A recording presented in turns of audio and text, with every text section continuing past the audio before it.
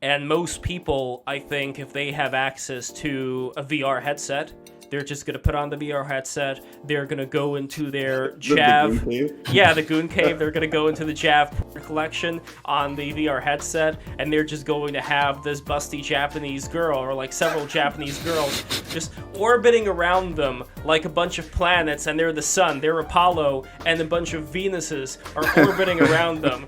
And that's going to be their life from now on. It doesn't matter if you're big and fat and you're like Wall-E, like you're the Wall-E man, as long as you have that VR headset. And you know what, forget the VR headset, we're talking about Elon Musk, right? Well, Elon Musk has the Neuralink, so now it's like next level shit. Now you put the Neuralink in your head, and all of a sudden press the come button. Exactly. So yeah.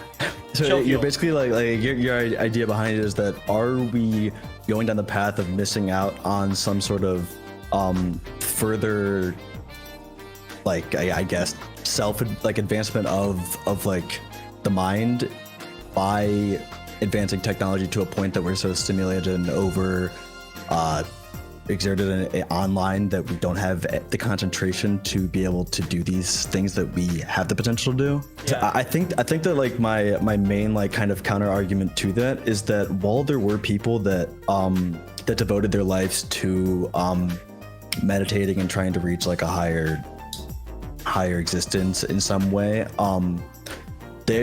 while they didn't have the distractions that we have today, they had a million other distractions on their mind as well.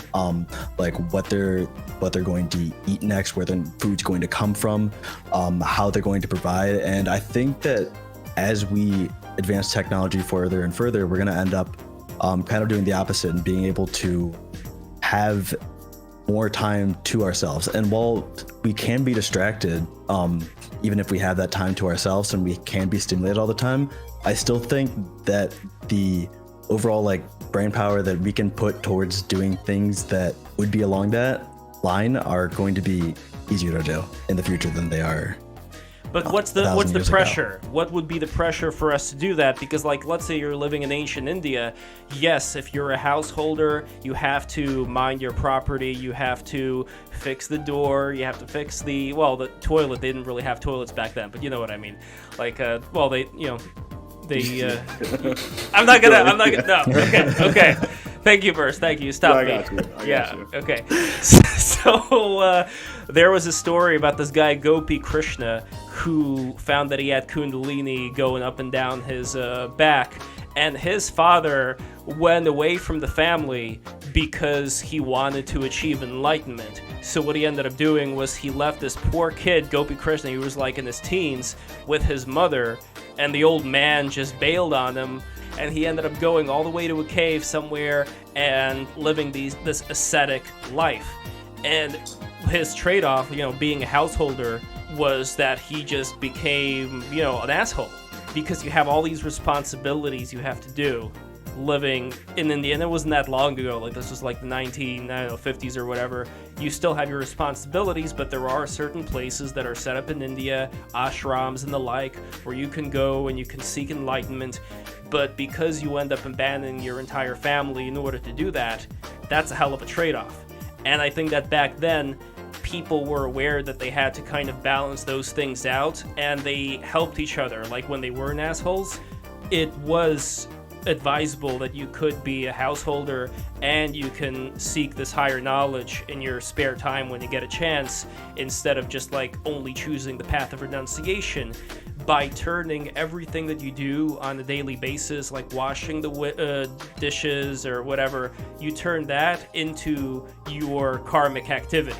Like, you do all of that with a lot of self-awareness, and everything becomes training. Like, every single interaction that you do in life becomes a form of yoga.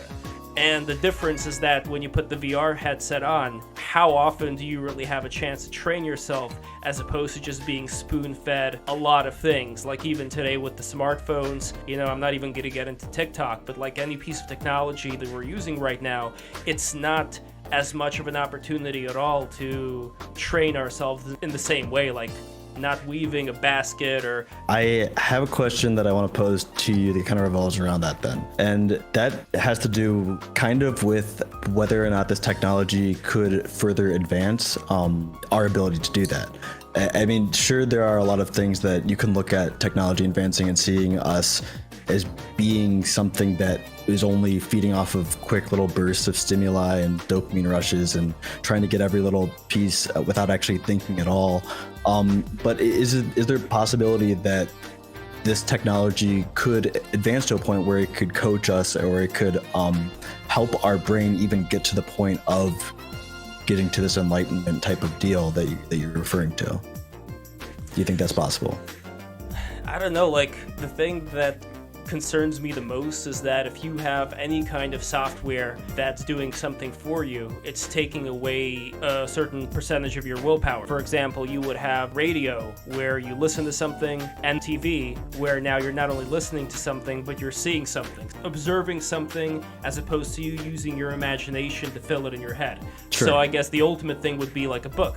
You can imagine what something looks like, what something sounds like you can create an entire universe in your head just by using the simplest of things, something that's like written down on a piece of paper. And now you're adding in computational ability that's being serviced to you by some machine that's in your head now.